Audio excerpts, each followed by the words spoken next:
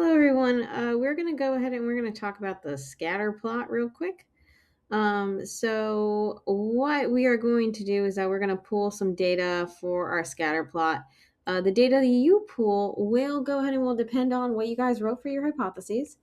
I am going to go ahead and I'm going to use length and width. And then I'm going to use averages to go ahead and to see if there's any relationship between the length and width of a pellet to species richness with our averages across these pellets. Yours will be slightly different, but we are going to go ahead and we're going to use this as our example. So I'm going to copy my average data. The thing that I'm going to be careful about is I'm going to paste it, but I'm just going to paste the values. If you paste it as just a control V, then what you will see is that it's not going to paste right. It might change some of the numbers. Okay, so now what I'm going to do is I'm going to go ahead and I'm going to highlight these deals and I'm going to insert a scatter plot. So I will go ahead and I'm going to insert that. There's something going on here, but it's not what I would like to go ahead and to see. So I'm going to have to fix this by going to go ahead and to select data, right? So I'm going to have to tell the computer what I want as my X's and what I want as my Y. So I'm going to go ahead, I'm going to name this.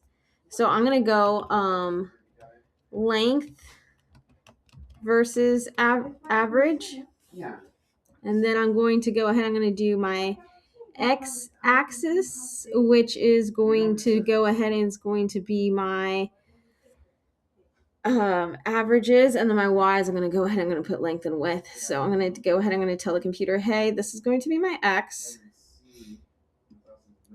and then I'm going to say that, hey, my y, I'm going with length. That's what I wrote as my title, so I'm going to go ahead, I'm going to do that. Okay, so I have that. Then I'm going to edit this one as well. So then I'm going to go width versus average.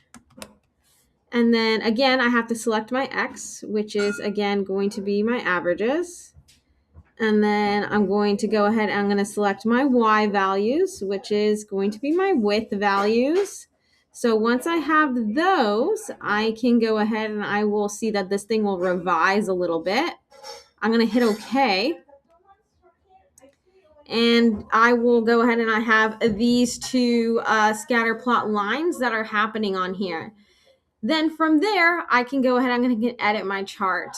So I can go ahead and I can edit this. Yours will probably be northwest, southwest. Mine says length versus average, width versus average, which is fine.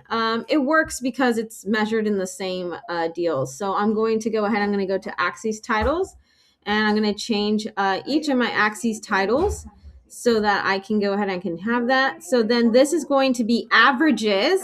So when I have my averages, I'm going to go ahead, I'm going to write average number of species or species richness. So then I'm going to go ahead and number of species. And then here I'm going to write length and width. No, I just thought that we had some here. Length and width in millimeters. So then I'm going to go ahead, I'm going to have that. Actually, you can go ahead and you can put that in parentheses. So you have those things on there. I have all of that.